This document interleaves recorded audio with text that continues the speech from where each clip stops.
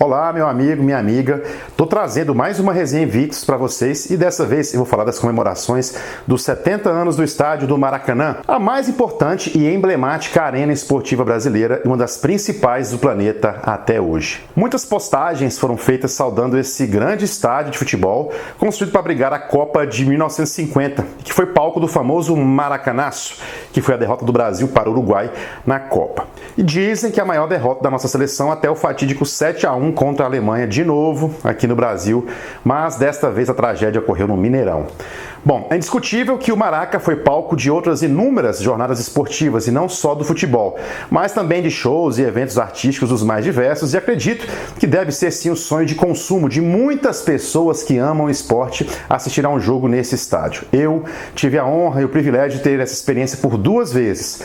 Na primeira, eu ainda era um estudante de jornalismo e já trabalhava como narrador esportivo na Rádio Universitária de Goiânia.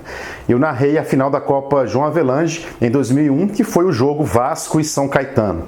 Bom, mas antes de falarmos da minha relação com o Maraca, eu preciso te lembrar que aquele ano foi uma bagunça para o futebol brasileiro. E esse jogo foi, na verdade, a remarcação da partida anterior, que começou a ser disputada em São Januário, que teve um alambrado que caiu e tornou impossível a continuidade daquele jogo. Naquela partida em São Januário, eu fui o repórter de campo e lembro que me assustou o grande número de pessoas que estavam no estádio e que, se acontecesse uma tragédia, não seria novidade. Pouco depois de eu dizer isso aconteceu, essa verdadeira tragédia, eu resgatei aqui o áudio com vídeos da época e trouxe para você. Escuta. Estava conversando com o policiamento aqui da PM, foram colocados 3 mil homens aproximadamente para fazer a segurança aqui do estádio. Pelo que eu tô vendo, não dá para conter uma invasão caso o Vasco seja campeão aqui, de jeito nenhum. Muito complicada a situação, toda a imprensa aqui reclama do fato da final ser em São Januário. Eu estava conversando também com o pessoal aqui, com os médicos, eles lamentam muito a final ser realizada aqui, por causa primeiro do forte calor e depois do estádio, que não oferece boas condições para os médicos agirem na luta. A reclamação aqui... Vamos lá, doutores da bola! Parece que vai invade Gramado. Ixi, acontece um peteco imenso aqui em São Januário. Caiu um alambrado aqui, Paulo.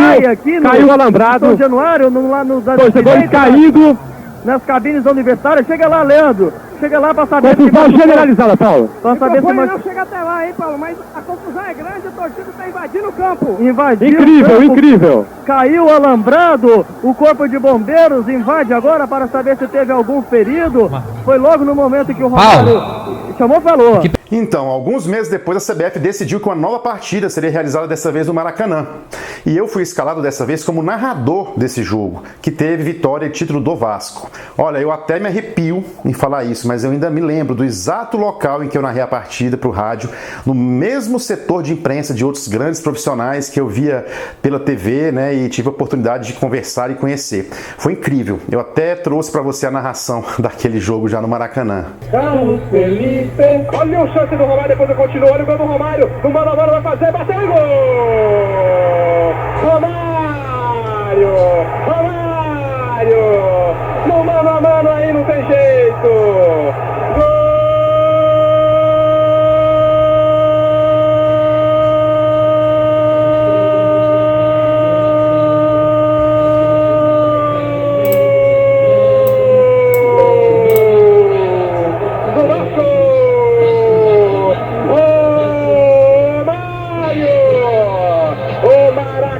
Se inflama pra genial jogada do Baixinho. Recebeu como mano a mano, adentrou na grande área, ganhou na dividida, ficou cara a cara com o goleiro, tocou rasteirinho no canto esquerdo. Romário agora abre os braços e recebe os aplausos do ovacionamento da torcida. 3 Vasco, 1 São Caetano. Bom, 17 anos depois eu voltei ao Maraca, já como gestor, né, de marketing esportivo, para acompanhar uma ação de ativação da marca que fizemos com clientes em um jogo do Flamengo e do Corinthians pelo Campeonato Brasileiro.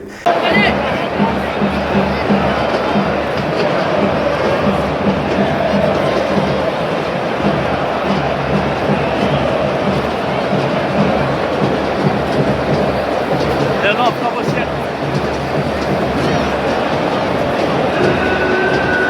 E ali eu me lembrei daquele passado, de como havia, né, transitado do jornalismo para o marketing, mas sempre com o esporte passando pela minha vida. Depois de estudar muito a respeito de esporte, marketing, comunicação, aquela minha visão romântica, né, tinha morrido. E eu vou te dizer por quê. Deixando agora então essa história pessoal de lado, por que eu estou te dizendo isso? Por que essa visão romântica morreu? Por conta de que uma arena esportiva, na verdade, pessoal, ela representa um ponto alto das experiências de lazer na sociedade. Só podemos discutir o lazer nesse contexto se ele estiver inserido nas suas demais relações na vida social, como um período histórico em que ele está e as suas consequências nos hábitos das pessoas no lazer, no trabalho, na economia, educação, na cultura e comportamento. Por exemplo, a construção de estádios gigantescos foi durante anos uma estratégia dos governos militares aqui no Brasil. O jornalista e historiador Marcus Gütermann, autor do livro Futebol Explica o Brasil, fala muito bem sobre isso. Abre aspas. Eram construções vistosas. Estádios para menos de 70 mil pessoas eram considerados pequenos. E era um período em que os torcedores lotavam as arquibancadas. Fazia sentido. O dinheiro no período do regime militar não tinha fim. Não havia controle sobre os gastos públicos. Depois que houve a mudança política, não havia como os clubes manterem aquilo. Muitos desses estádios apodreceram. Fecha aspas. Agora, com o advento da Copa do Mundo de 14, novamente o Brasil passou por um período extremamente questionável de construção de novas arenas e de investimento pelo setor público nessas obras. No caso, o Maracanã foi talvez o primeiro símbolo de tudo isso que eu estou falando, pois ele foi construído na década de 1940, né, inaugurado em 1950, para representar um símbolo do Brasil que abraçava o futebol e que sediaria a então 4ª Copa do Mundo de futebol. E para entender de forma magistral como todo esse contexto se inseria na política e na cultura da época e na importância, né, do Maracanã para o Rio de Janeiro e para o país, eu sugiro você ler o livro O Rio Corre para o Maracanã, de Zizela de Araújo Moura. Esse livro mostra, pessoal, como a realização da Copa é considerado um momento particularmente importante de afirmação da identidade nacional brasileira através do futebol. E como o estádio do Maracanã é símbolo disto tudo. Eu vou ler aqui um pedacinho do começo da obra e você vai entender tudo isso que eu estou dizendo. Sábado, 17 de junho de 50. O Rio de Janeiro amanheceu orgulhoso. Um dia antes, o presidente Dutra e o prefeito Mendes de Moraes haviam participado da cerimônia oficial de inauguração do estádio municipal. A cidade, que antes lamentava a falta de instalações confortáveis para abrigar os fãs do futebol, agora podia até se gabar de possuir o maior estádio do mundo. Uma grande festa ocorrera naquela sexta-feira. Milhares de pessoas dirigiram-se para o Colosso do Derby.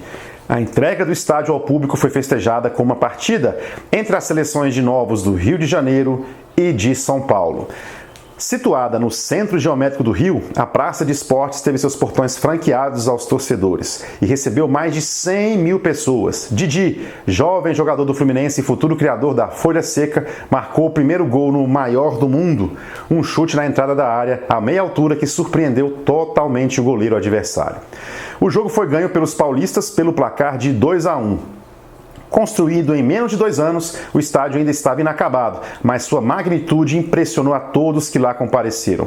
Com moderna concepção arquitetônica e capacidade para 155 mil pessoas, o gigante de concreto serviria de palco para as principais partidas da 4ª Copa do Mundo. O jogo daquela sexta-feira foi apenas uma prévia do que ainda estava por vir.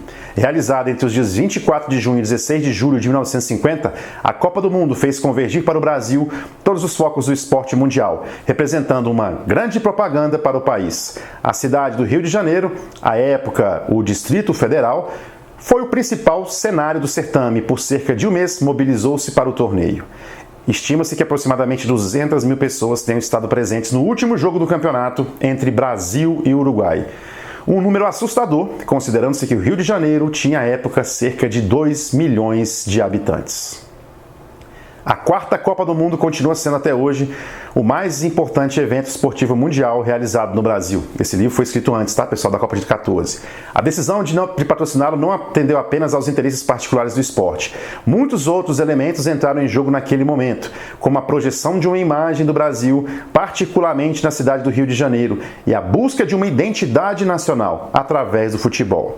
O estádio do Maracanã, atualmente um dos principais cartões postais da cidade, um dos lugares mais visitados por turistas nacionais e estrangeiros, foi construído especificamente para esta Copa.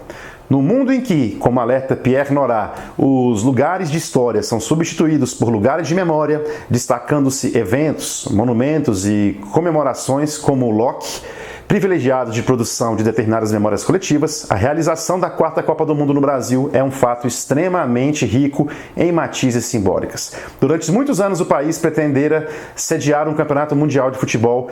Garantido o privilégio, o Rio de Janeiro tratou de se preparar para esta Copa.